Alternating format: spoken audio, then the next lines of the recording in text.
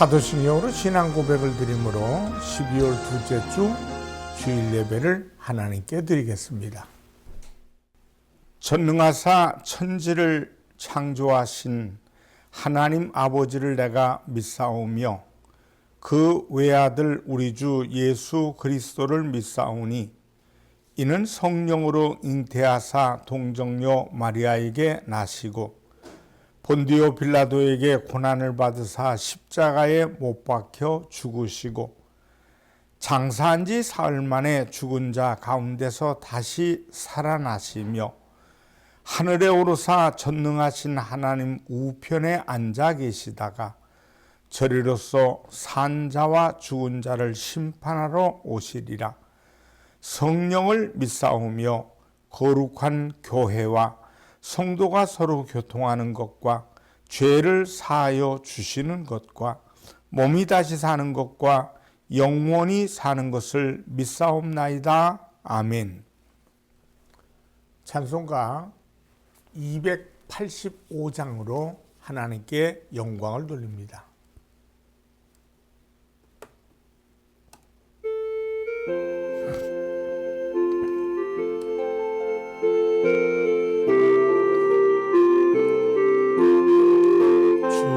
말씀 받은 그날 참 기쁘고 복되도다. 기쁜 마음 못 이겨서 온 세상에 전하노라. 기쁜 날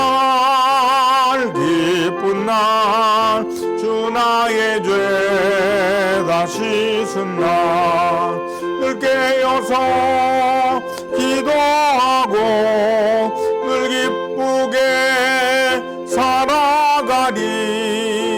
기쁜 날 주 나의 죄 다 씻은 날 이 좋은 날 내 천한 몸 새 사람이 되었으니 몸과 마음 다 바쳐서 영광의 주를 섬기리. 기쁜 날 주 나의 죄 다 씻은 날을 깨어서 기도하고 늘 기쁘게 살아가리. 기쁜 날 주 나의 죄 다 씻은 날 새 사람 된 그날부터 평안한 마음 늘 있어서 이 복된 말 전하는 일 나의 본분 삼았도다. 기쁜 날 주 나의 죄 다 씻은 날을 깨어서 기도하고 늘 기쁘게 살아가리. 기쁜 날 주 나의 죄 다 씻은 날.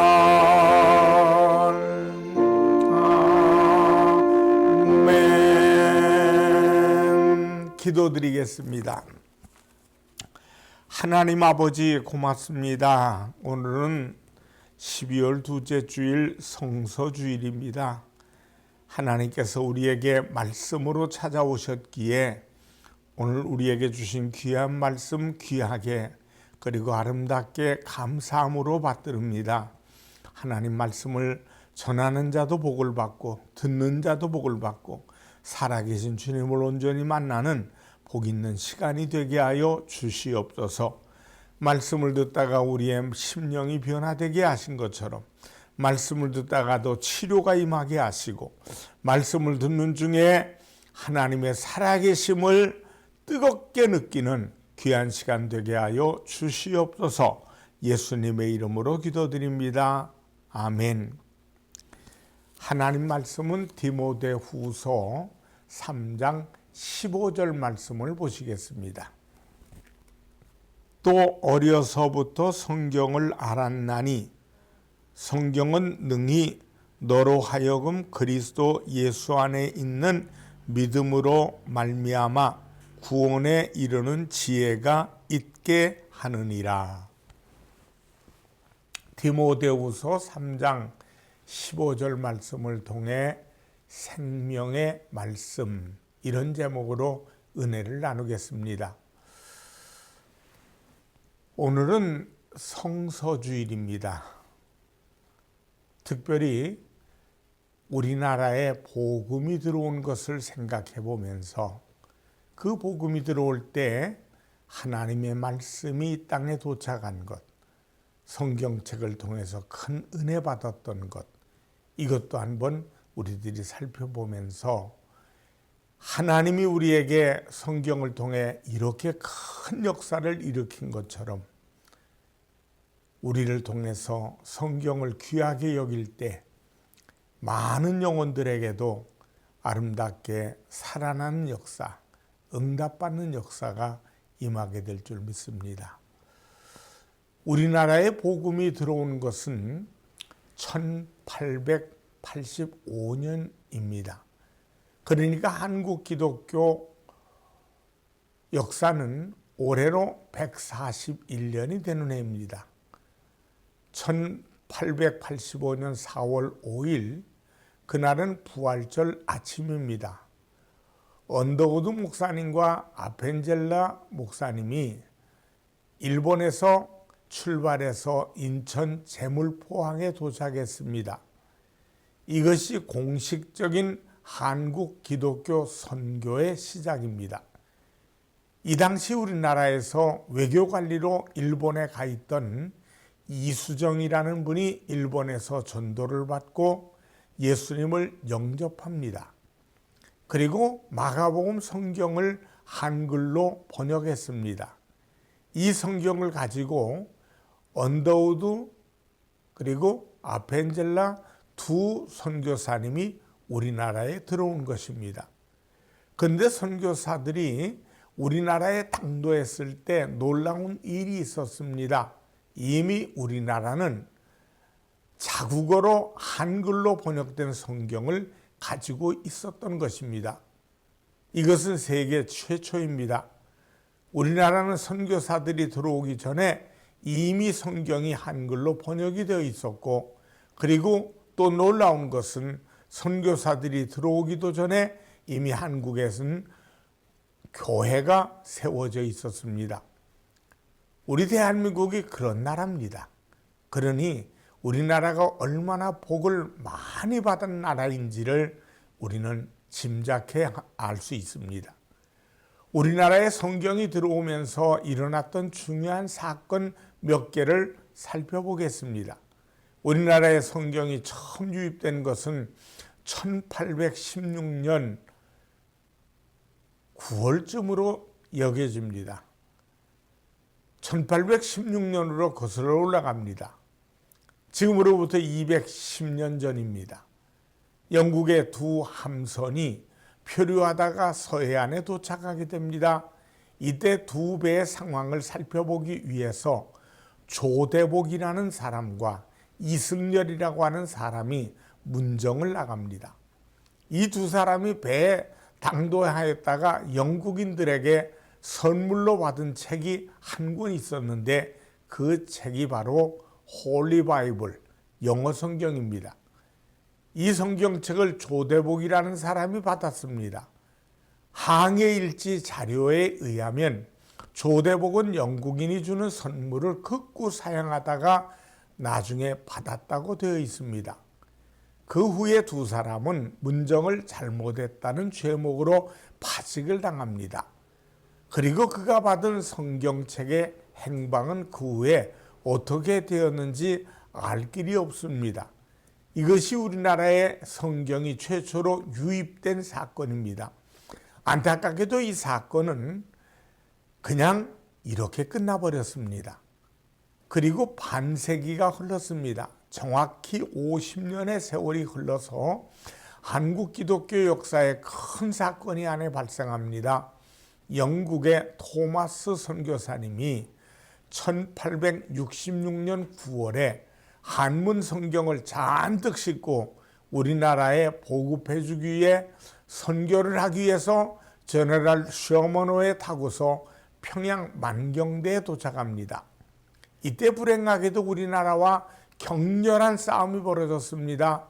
이 사건이 불씨가 되어서 5년 후에 신미 양요가 발생하게 된 겁니다. 토마스 선교사님이 한문 성경책을 싣고 만경대에 도착했을 때 우리나라는 그 제너럴 셔먼호에 불을 질렀습니다. 불의 기세가 커지면서 배 안에 화약이 터지고 기름통에 불이 붙어 타올랐습니다. 선원들은 강물에 빠져 죽기도 하였고 헤엄을 쳐서 육지에 올라오는 선원들을 우리 병사들이 모조리 죽였습니다. 그런데 유독 화염 속에서도 도망가지 않는 한 사람이 있었습니다. 그분이 토마스 목사님입니다. 그분은 성경이 불에 탈까봐 성경이 담긴 상자를 이리저리 끌고 다니면서 불길을 피해 성경책을 꺼내어 육지에 있는 사람들을 향해 힘껏 집어던졌습니다. 기록에 의하면 토마스 목사님은 예수라는 말을 수없이 외쳤다고 예수 예수 예수를 외치면서 육지를 향해 성경책을 힘껏 집어던졌습니다. 그러나 성경책은 언덕에 닿지도 못하고 물속에 다 떨어졌습니다. 이제 불길이 토마스 목사님의 옷자락에까지 번져붙었습니다. 할 수 없이 토마스 목사님은 마지막 남은 성경책 한 권을 당신의 품에 품고 물속으로 뛰어들었습니다. 그리고 수영을 해서 육지에 올라온 토마스 목사님은 대동강변 백사장에 무릎을 꿇고 하나님을 향하여 그의 인생 마지막 기도를 올렸습니다. 그때 그분의 나이는 27살입니다. 27세의 청춘이 대한민국에 성경책을 보급해 주기 위해서 목숨을 걸고 온 것입니다. 그때 관군 하나가 토마스 목사님을 죽이려 다가갔습니다. 그때 목사님은 가슴에 품고 있던 성경책을 꺼내어 관군에게 건네주면서 예수 그리스도를 전했습니다. 이때 토마스 목사님으로부터 성경책을 받은 사람이 박춘권이라는 사람입니다. 박춘권은 그날 토마스 목사님의 목을 베었고 토마스 목사님은 그렇게 최후를 맞이하여 대한민국 개신교 최초의 선교사가 됩니다. 토마스 목사님의 나이가 27살이었습니다. 그런데 여러분, 아주 놀라운 일이 벌어졌습니다. 박춘권이라는 사람이 남긴 말에 의하면 토마스 목사님을 칼로 내려치려는데 목사님이 온유한 미소를 지으면서 그의 손에 붉은 배를 입힌 성경을 쥐어주더라는 것입니다. 자신을 죽이려는 사람에게 인자한 웃음을 보내면서 두 손을 꼭 붙잡고 무슨 말인가를 하면서 이것을 받으라고 권하더라는 것입니다. 그는 순간 책을 받지 않을 수 없어서 얼떨결에 받았다고 합니다. 그리고 토마스 목사님은 죽었습니다. 그런데 이 박춘권이라는 사람이 그 목사님의 모습을 도저히 잊을 수가 없더랍니다. 자신을 죽이는 자에게 미소를 지으면서 책 한 권을 건네준 그 목사, 그분의 모습이 자꾸만 생각납니다. 그래서 박춘권은 토마스 목사님이 주신 성경책을 읽기 시작했습니다. 그러면서 성령의 역사가 그의 심령을 불을 붙이기 시작했습니다. 그는 예수 그리스도를 구세주로 마음에 영접했습니다. 그리고 나서 언더우드 선교사님이 한국에 들어오기 19년 전에 일어난 일입니다. 그리고 그 사건으로부터 33년 후에 1899년 그는 세례를 받게 됩니다. 그리고 후에는 평양교회 장로님이 되었습니다. 토마스 목사님은 27살의 나이로 우리나라 최초의 프로테스탄트 순교자가 된 것입니다. 그로부터 다시 16년의 세월이 또 흘렀습니다. 토마스 목사님이 가지고 왔던 성경책은 한문 성경이었는데 1882년 만주에서 서상륜이라는 분이 누가복음과 요한복음 성경을 한글로 번역 출간했습니다. 이것이 최초의 한글 번역 성경입니다. 그리고 서상륜은 그 성경책 100권을 짐 속에 숨겨가지고 국내에 들어오다가 붙들려서 성경을 모두 빼앗기고 감옥에 갇히게 됩니다. 다행히 그를 도와주는 사람이 있어서 그는 간신히 성경책 10권을 가지고 도망쳤습니다. 그리고 박해를 피해 다니면서 방방곡곡에서 복음을 전파했습니다. 그리고 다음 해인 1883년 5월에 황해도에 있는 자신의 초가집을 헌신하여서 하나님께 바치고 그곳에서 예배를 드리기 시작했습니다. 그것이 바로 한국 최초의 교회 소래교회입니다. 이렇게 해서 우리나라에 성경이 들어왔고 우리나라 최초의 교회가 세워진 겁니다. 그리고 나서 2년 후에 언더우드와 아펜젤라 선교사가 1885년 부활절 아침에 인천 제물포항으로 들어온 것입니다. 그리고 이때부터 한국교회는 본격적인 복음이 전파되기 시작됐고 오늘날 한국교회의 모습까지 성장해 온 것입니다. 한국교회는 일제강점기와 6.25 전쟁을 겪으면서 수많은 순교자들이 나왔습니다. 수많은 성도들이 믿음을 지키기 위하여 피를 흘리며 순교를 당했습니다. 믿음을 위해서 기꺼이 자신의 목숨을 내버렸습니다. 누군가는 아내와 자식들을 남겨두고 순교의 길을 선택했고 누군가는 남편과 자녀들을 남겨두고 순교회를 선택했습니다.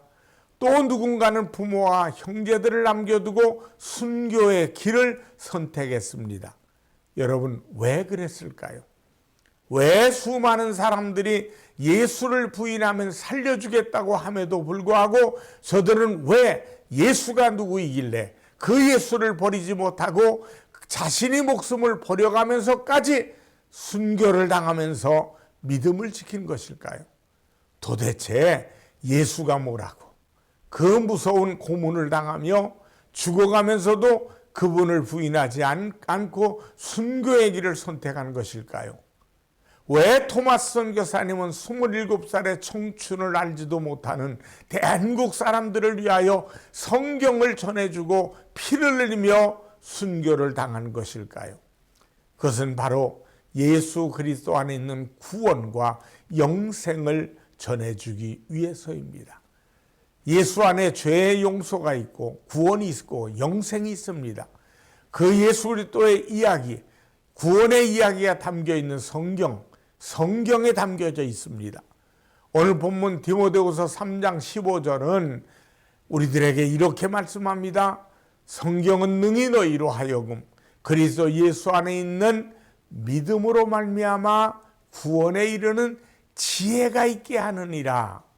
성경은 영생을 얻는 지혜가 담겨져 있는 책이라고 말씀합니다. 예수 그리스도를 믿기만 하면 그 믿음으로 말미암아 구원을 얻는다는 진리의 복음이 성경에 기록되어 있습니다. 성경은 예수 그리스도를 말씀하고 있습니다. 구약 성경의 역사는 모두 예수 그리스도를 향하고 있습니다. 구약의 성경, 구약의 모든 제사들, 이는 모두가 예수 그리스도를 예표하고 있습니다. 예수 그리스도는 인류의 구세주입니다. 예수 그리스도는 구원을 완성하신 분이십니다. 요한복음 17장 3절 말씀에 보면 영생은 곧 유일하신 참 하나님과 그가 보내신 자 예수 그리스도를 아는 것이니라 라고 말씀합니다. 영생을 주시는 예수 그리스도에 대해서 기록된 책이 성경입니다. 이 구원의 길이 성경에 다 기록되어 있습니다. 성경 안에 영생이 있고 성경 안에 구원의 길이 있습니다. 바로 예수 그리스도이십니다. 요한복음 6장에 보면 예수님께서 오병이어의 기적을 베푸시는 사건이 나옵니다. 보리떡 5개와 물고기 2마리를 가지고 장정만 5,000명을 먹이시는 그 사건, 그 기적의 역사가 일어납니다. 이제 사람들은 저 예수가 왕이 되면 평생 배부르게 먹고 살 수 있겠다 생각하고 예수님을 억지로 잡아다가 왕으로 삼고자 합니다. 군중들은 모두 다 예수님을 왕으로 모시기만 하면 이제 배고픔은 끝, 못 사는 것 끝, 이렇게 생각한 겁니다. 그때 예수님은 그런 군중들을 향하여 아주 영적인 말씀을 하십니다. 너희는 27절에 보니까 썩는 양식을 위하여 일하지 말고 영생하도록 있는 양식을 위하여 하라. 이 양식은 인자가 너희에게 주리니, 그 양식이 바로 예수 그리스도입니다. 내가 너에게 영생하도록 하는 양식이라는 겁니다. 그런데 이 무리들은 영생에는 관심이 없습니다. 오직 배부른 것만 관심이 있습니다. 그 목적으로 예수님을 왕으로 세우고 싶었습니다. 하지만 예수님의 관심은 영생을 저들에게 주는 것입니다. 그래서 계속하여 영생의 말씀을 가르쳐 주십니다. 6장에 계속 살펴보면 나는 생명의 떡이니 내게 오는 자는 결코 줄이지 아니할 터이요 나를 믿는 자는 영원히 목마르지 아니하리라. 35절에 말씀합니다. 또 내가 곧 하늘에 신령한 떡이다. 이것을 먹는 자는 영원히 삽니다. 나의 살과 피를 먹고 마시는 자는 영생을 얻느니라. 이것은 예수님께서 속죄 양이 되시고 그래서 십자가에 매달려 죄값을 위해서 죽으셨다가 부활하신 것을 말씀하는 것입니다. 예수님은 생명의 떡이요 구원이요 하나님의 나라입니다. 그런데 사람들은 예수님의 이 영생의 말씀에는 관심이 없습니다. 관심이 없으니 이해도 안 됩니다. 내가 신령한 떡이다 하신 말씀을 이해를 할 수 없습니다. 내가 하늘로부터 내려왔다 하시는 말씀도 도무지 이해가 안 됩니다. 마지막 날에 다시 살린다 이 말씀도 이해할 수가 없었습니다. 그리고 관심도 없었습니다. 그런데 예수님은 자꾸만 이런 얘기만 하십니다. 결국 사람들은 하나둘씩 예수님을 버리고 모두 떠나가기 시작합니다. 그때부터 그의 제자 중에서 많은 사람이 떠나가고 다시는 그와 함께 다니지 아니하더라라고 말씀합니다. 예수님을 왕으로 삼겠다고 열공하던 사람들이 다 떠나가 버렸습니다. 그리고 다시는 예수님과 함께 다니지 아니하였다고 성경은 말씀합니다. 여러분, 이때 예수님의 마음이 얼마나 아프셨겠습니까? 그때 예수님이 가슴 아픈 심정으로 제자들을 다 불러 모아놓고 이렇게 말씀합니다. 너희도 가려느냐? 너희도 저들처럼 나를 버리고 떠나가려느냐? 내가 곧 길이요 진리요 생명이니 내가 곧 구원자인데 너희도 나를 버리고 떠나가느냐? 참으로 슬픈 질문을 합니다. 이때 베드로가 대답합니다. 주여, 영생의 말씀이 주께 있사오니 우리가 누구에게로 가오리이까? 주여, 영생의 말씀이 주님께 있사온데 우리가 누구에게 가겠습니까? 주님이 영생이신데 우리가 어디로 가겠습니까? 우리는 절대로 주님을 떠나지 않을 것입니다. 그런 뜻입니다. 그렇습니다. 영생의 말씀이 여기 있사온데 우리가 어디로 가겠습니까? 여러분, 영생이 누구이십니까? 바로 예수 그리스도입니다. 그 예수님에 대하여 기록하고 있는 책이 무엇입니까? 성경책입니다. 그러므로 우리는 이 성경을 귀하게 여기고 사랑해야 합니다. 성경 안에 영생의 말씀이 있고 성경 안에 구원의 길이 있으며 성경 안에 하나님이 나를 얼마나 사랑하시는지 그 위대한 사랑이 기록되어 있습니다. 여러분, 잊지 마시기 바랍니다. 성경은 영생의 말씀입니다. 구원을 얻는 지혜가 기록되어 있습니다. 그래서 토마스 목사님이 이 성경을 전하고 또 순교를 당한 것입니다. 그래서 수많은 순교자들이 모진 고문과 굶주림과 매를 맞아 죽어가면서도 예수님을 부인하지 않고 신앙을 지켜가면서 피 흘려 순교를 당했습니다. 영생이 예수님께 있기 때문입니다. 사랑하는 성도 여러분, 우리는 예수 그리스도를 사랑하지 않을 수 없습니다. 우리는 예수님에 대해서 기록된 영생의 말씀, 성경을 사모하지 않을 수 없습니다. 영생의 말씀이 여기 있사오니 우리가 누구에게로 가오리까? 이 영생의 말씀을 날마다 묵상하며 말씀을 영의 양식으로 먹고 마시며 이웃에게 전하는 믿음의 삶을 사는 여러분과 제가 되기를 주님의 이름으로 축원합니다. 기도하겠습니다. 하나님 아버지, 성서주의를 통해 우리에게 성경 말씀을 이렇게 책으로 전달받게 하신 것 감사합니다. 하나님의 말씀 속에는 우리를 사망에서 생명을 주시는 예수님이 계시고, 하나님의 말씀에는 저주받아 멸망받아야 될 우리 마지막의 인생을 하나님께서 천국으로 인도하시는 축복을 담고 있사오니 세상 끝날까지 주여 예수 그리스도를 만나는 일에 힘쓰도록 인도하여 주시옵소서. 예수님의 이름으로 기도드리옵나이다. 아멘. 헌금을 위해 축복하겠습니다. 하나님께 정성껏 믿음을 심었습니다. 주일, 감사, 선교, 건축, 하나님의 것을 구별한 10의 1조, 각종 예물이 믿음으로 드려졌사오니 이 예물을 통해 하나님 나라를 전파하는, 하나님 영광을 전파하는 귀한 예물로 삼아 주시옵소서. 예수님의 이름으로 드려진 물질마다 30배, 60배, 100배로 갚아 주시옵소서. 예수님의 이름으로 기도합니다. 아멘. 축도하겠습니다. 지금은 우리 주 예수 그리스도의 은혜와 하나님 아버지의 무한하신 사랑하심과 성령님의 충만 교통하심이 예배드리며 영광드리는 모든 이들에게 이제부터 영원토록 함께 하시기를 간절히 축원하옵나이다. 아멘.